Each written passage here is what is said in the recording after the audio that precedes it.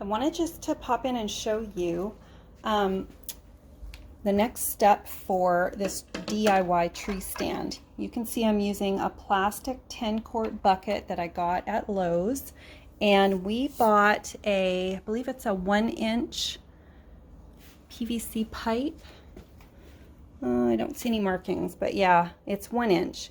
And I recommend buying the 8-foot section. It's like $4. It's much cheaper than buying a short one.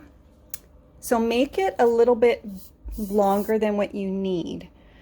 What I found that I've been doing, because I've made 2 of these already, I like to put it in the bucket that I'm going to, like the decorative stand I'm going to have, which in this case is going to be this basket.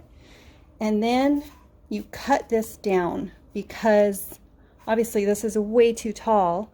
Your tree stand is about this big, so it's going to fit in here, and I'm probably going to end up cutting it down right about here. The best tool to use for that is this PVC pipe cutter by Husky, and I haven't actually done this myself. I've watched my husband. But what you do is you stick it around. I don't know if I can do this one-handed either. Let's see. You just start pressing. Yeah, it's getting tight. It like grabs a hold of your pipe, so you can see I'm not even holding it at this point. And just keep pressing it. And I'm doing this one-handed. This is not hard. There we go.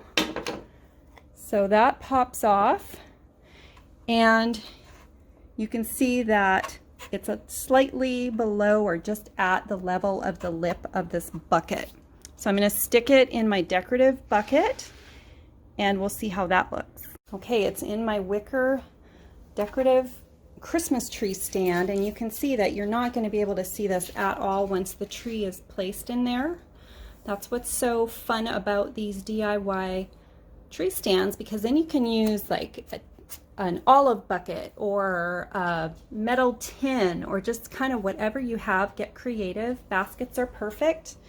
And just one thing to note, this is about 25 pounds, so it's heavy.